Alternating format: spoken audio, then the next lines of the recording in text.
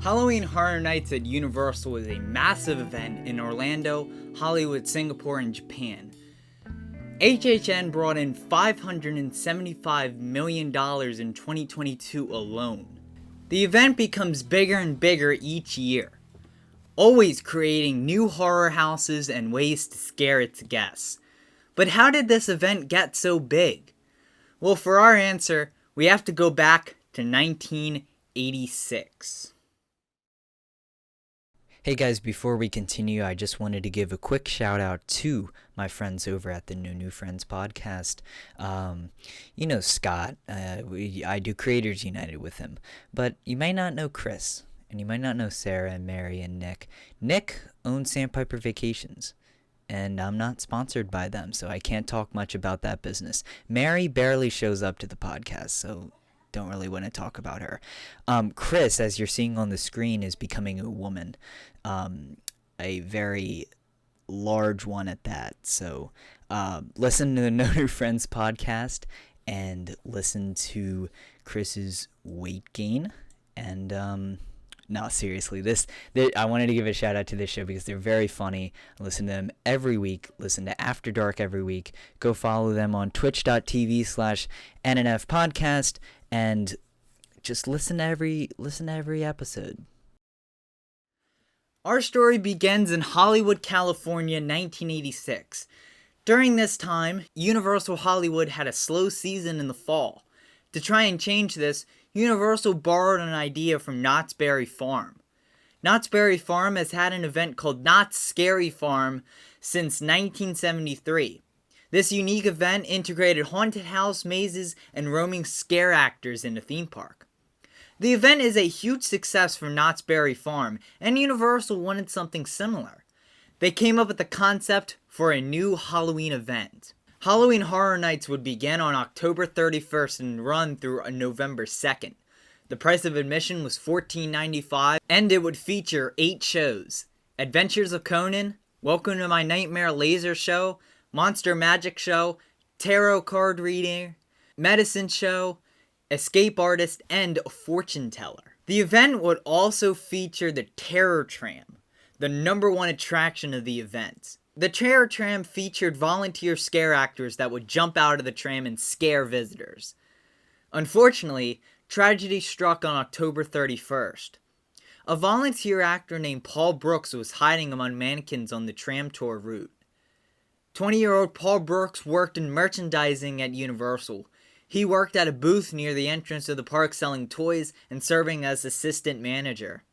When Universal needed scare actors, they sought volunteers. Paul Brooks signed up. He was dressed like a corpse and was to jump out and scare the guests. While doing this, he became trapped between the 3rd and 4th section of one of the 4-section trams. According to investigators, he was run over and dragged for 100 feet. He was pronounced dead at 9 p.m. that evening.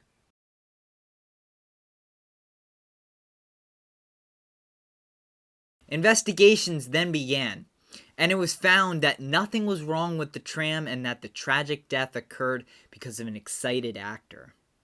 After the death, Universal discontinued the scare actors on the Terror Tram to prevent another loss of life. And likely due to this tragic event, Universal did not have another Halloween Horror Nights the next year, or the year after that, or after that. 5 years later, in 1991, Universal brought back the idea of a Halloween event, this time in Orlando. Likely due to the events of the first Halloween Horror Nights, the new event was called Fright Nights. The pumpkin logo of the first event was not used this time. The event took place on October 25th, 26th, and 31st. Each night began at 6 p.m. to 12 a.m., and a single admission ticket cost $12.95. Beetlejuice and the Universal Classic Monsters were the first ever event icons. Fright Nights had one haunted house, the Dungeon of Terror. The house took place in the Jaws queue since the attraction was currently closed. It took 10 weeks to design and 6 weeks to build. Fright Nights also featured 20 shows. These included Chainsaw Massacre, Dr. Frankenstein's Theater featuring Mistress of the Night, Frankenstein and Dracula, Beetlejuice, Graveyard Tours, and Beetlejuice Dead in Concert featuring the Ghostbusters. That was a show on New York Street featuring Beetlejuice singing parody songs with the Ghostbusters joining him. The very next year, in 1992, Fright Nights returned to Universal Studios Hollywood. This time, the name Hollywood Horror Nights returned. It was billed as the second annual event. The event featured 2 houses, 5 shows, and 4 haunted attractions. Halloween Horror Nights happened on October 23rd, 24th, 29th, and 31st, 1992. The reported budget of the event was $1 million. HHN took 3 months to plan and over 300 scare actors. The attractions were Terror of Doom and The People Under the Stairs in Soundstage 23. The show included Bill and Ted's Excellent Halloween Adventure. The ride overlays for 1992 included E.T. Adventure, Alien Forest, Back to the Future the Ride, Journey into the Unknown, Earthquake, Terror Underground, and Confrontation Tramway of Doom. A Halloween event returned to Universal Studios Hollywood. It was branded as Halloween Horror Nights. 2 mazes, 16 shows, and the Terror Tram were included in this year.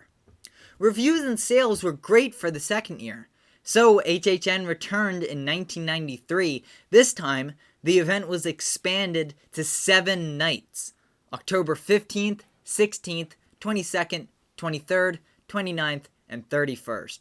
All nights except the 29th and 31st started at 6:30 and ended at 12 a.m.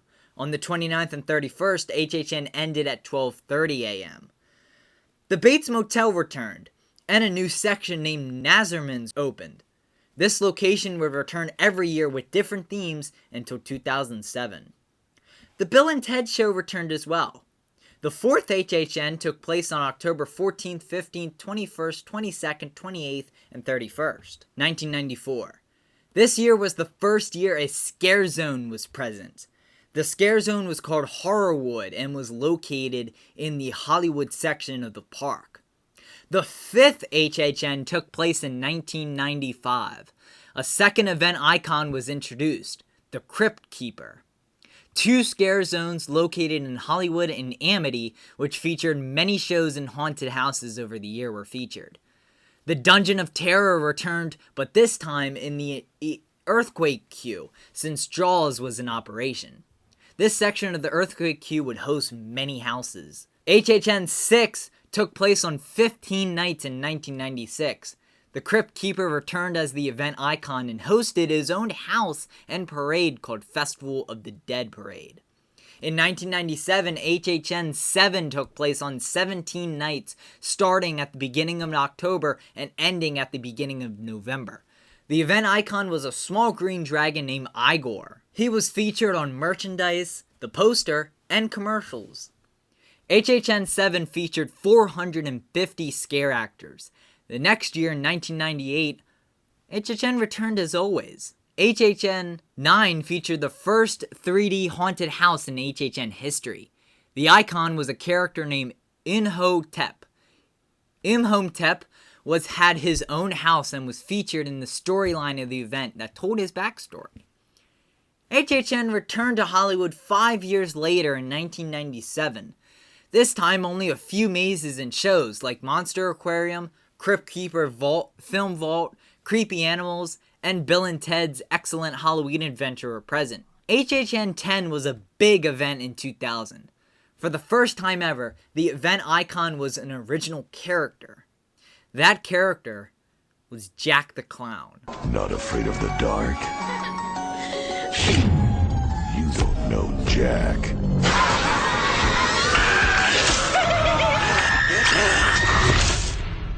Look out for the new Halloween Horror Nights 10, only at Universal Studios. Jack the Clown had his own house, a haunted carnival, and scare zone. He was also featured on merchandise. Jack the Clown has become very popular and has been the icon of many Halloween Horror Nights since. HHN 10 was held for 19 days in October 2000. Over in Hollywood, the first scare zone, Nightmare Creatures 2, came to HHN. HHN 11 happened at an interesting time. Due to the terrorist attacks, Universal was careful with what they included in that year's Halloween Horror Nights. The event's icon was supposed to be Eddie, Jack's brother, but was scrapped at the last minute since his character wielded a chainsaw and murdered people. A little too much for that time. Jack was brought back for his second appearance. Some houses' names were also changed, like Bloodbath Underground and Terrorland. 2002 was a big year for Halloween Horror Nights.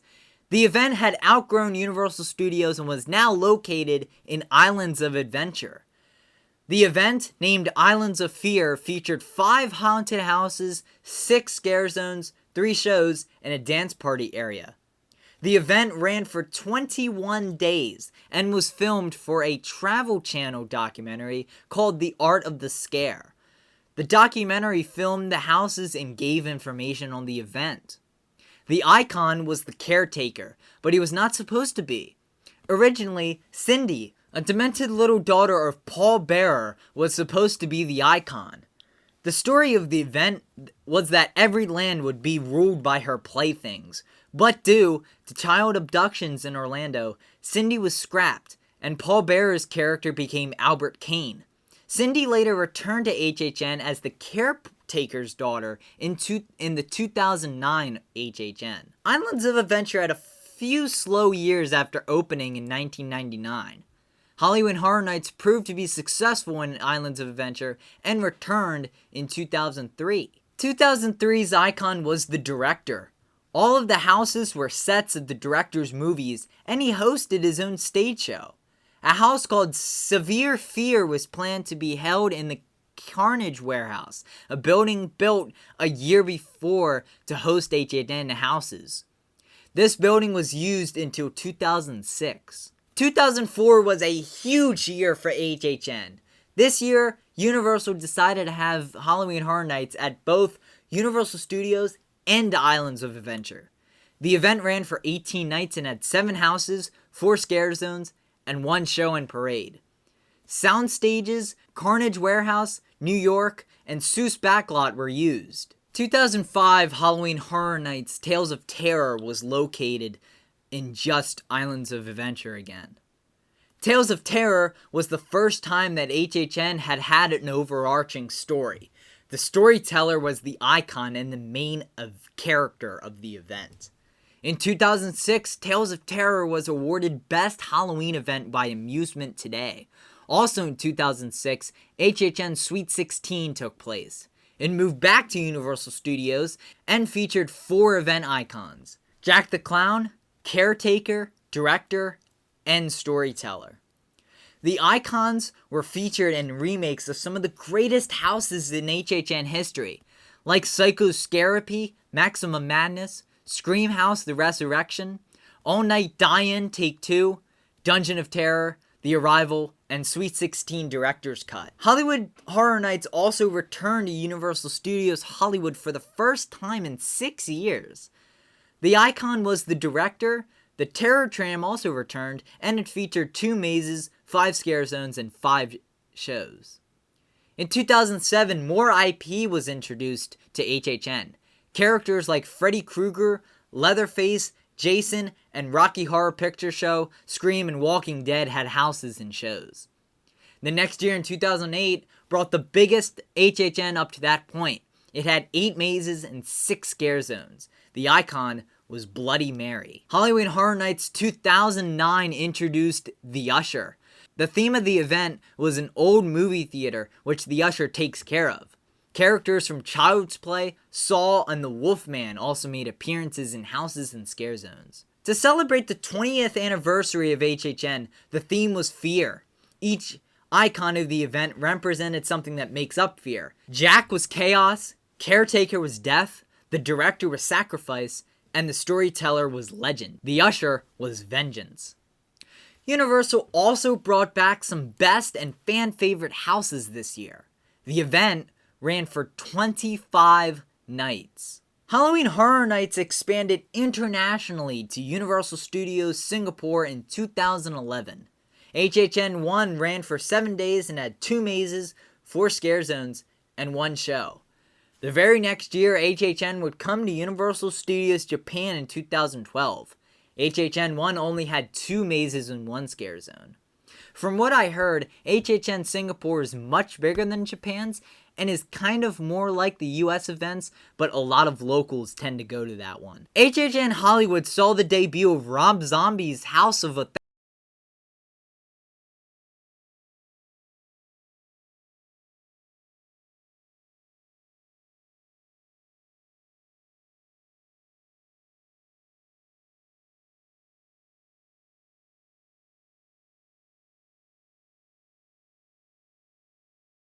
Welcome to My Nightmare made its debut. HHN 22 was a huge event in 2012. 2 houses based on Silent Hill and The Walking Dead would be coming to both Florida and Hollywood, and Texas Chainsaw Massacre, Saw is the Law, and Alice Cooper Goes to Hell 3D makes its debut in Hollywood. Alice Cooper, Welcome to My Nightmare moved to Orlando, and also making its debut was the Penn and Teller House. In 2014, one of the most popular scary movie franchises ever got its own house, Halloween. 2016 introduced Chance as the event icon. She is Jack the Clown's assistant. This event was a sequel to the previous year's HHN 25. The event was also extended for an extra weekend due to Hurricane Matthew. HHN Hollywood had an unbelievable lineup of mazes in 2016. American Horror Story, The Exorcist, Freddy vs. Jason, Halloween, Krampus, Texas Chainsaw Massacre, and The Walking Dead had mazes. HHN in 2017 was Bill and Ted's last Halloween Horror Nights event. After 26 years, the excellent Halloween adventure show had its last performance. 2018 saw the debut of the house based on a massive Netflix franchise. When Stranger Things Season 2 premiered in 2017, more than 15 million people watched it in the first 3 days of release. Due to this immense popularity, the franchise got its own house in both Orlando and Hollywood. I look at the debut of the Stranger Things house as the moment Hollywood Horror Nights hit its peak. Because 2019's Hollywood Horror Nights lineup is insane. Listen to this. Stranger Things, Universal Monsters, Ghostbusters, Killer Clowns from Outer Space, Us, House of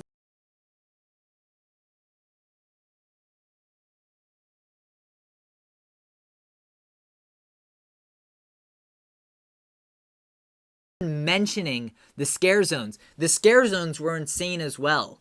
Zombieland Double Tap, Rob Zombie Hellbilly Deluxe were some of the scare zones. This year was successful financially, critically, and with fans. And most consider this to be the best year of Hollywood Horror Nights. Due to the global pandemic in 2020, Universal decided to cancel HHN in 2020, understandably. But HHN came back bigger and better than ever because they were celebrating Hollywood Horror Nights 30. Some say he's the one behind every screen. Some say he only comes out every few years. And some say he's closer than you think. To mark the event's 30th year, Jack is back. And this year, he's everywhere. In a haunted house, in the dark where you least expect. But the one place he's sure to be is in your nightmares. Jack the Clown returned as the event icon. HHN 30 ran from September 3rd through October 31st, 2021. The houses included Beetlejuice, The Haunting of Hill House, Universal Monsters, The Bride of Frankenstein Lives, HHN Icons Captured, and the Texas Chainsaw Massacre. HHN 30 was successful with both critic and fans. It was also very successful financially. 2022's HHN was one of the biggest events ever. There were 10 houses: Halloween, The Horror of Blumhouse, The Weekend, After Hours Nightmare, Spirits of the Clown, Bugs Eaten Alive, and Universal Monsters Legends Collide. The scare zones included Horrors of Halloween, Sweet Revenge, and Scarecrow. The event ran from September 2nd through October 31st, 2022. I don't have most of the year's revenue numbers since they don't really make those things publicly available, but HHN 31 made news when it generated roughly $575 million in 2022. I can confidently say that that is the most money made ever in HHN history. 2023's HHN 32 brought some of the biggest IP the event has ever seen. The event icon is Dr. Oddfellow. Dr. Oddfellow has some of his own scare zones and houses, Dr. Oddfellow's Collection of Horror and Dr. Oddfellow's Twisted Origins. HHN 32's houses included Chucky, Ultimate Kill Count, The Last of Us, The Exorcist Believer, Universal Monsters Unmasked, Dueling Dragons Choose Thy Fate, named after the former Universal roller coaster, Yeti, Campground Kills, and Stranger Things Season 4. To put into perspective how big some of these IPs are, Stranger Things Season 4 alone has had over 1.4 billion hours viewed on Netflix. And the house Evil Dead Rise is the exact same house as Horror Hotel. Like, this is Evil Dead Rise, and this is Horror Hotel. It's the exact same thing. Because what happened is that they built the house, and then couldn't get the rights that year to Evil Dead Rise. So, they kind of messed up on that. Anyway, HHN 32 is going on right now while I'm recording this. HHN is going on tonight. If you are watching this in the first week of upload, HHN is going on both coasts and internationally. Hollywood Horror Nights has grown to heights that no other holiday event has gotten to. It has grossed billions of dollars in tickets and merch and sells out almost daily all over the world. To this day, 37 years later, the Terror Tram is still in operation at Universal Studios Hollywood. So there it is, the history of Halloween Horror Nights spanning 37 years. It's kind of unbelievable how massive this thing has gotten, and you can see why, from humble beginnings all the way to the massive multi-billion-dollar event that it has become. Just insane. And yes, when you think Disney, you think sometimes Universal isn't as big as Disney. Universal Parks gross $7.5 billion in revenue last year. And HHN is probably bigger than any event Disney has ever put on in their parks. So, I'm a Disney fan. I like Universal as well. They've got Disney beat on this. Because this event, I like Mickey's Not So Scary. It is so much better than Mickey's Not So Scary. And I want to go to HHN after making this video. I don't like scary stuff, but I want to go to HHN after making this video. Anyway, if you enjoyed this video, let me know by leaving a like and consider subscribing. It would make me a very happy man. Also, if you know what I'm dressed up as in this video, I love you, and let me know in the comments if you know. And also, if you've been a scare actor or anything and you have some stories to tell, please tell them in the comments. That would be awesome. Anyway, with that, I will see you all in the next one. Happy Halloween, everybody.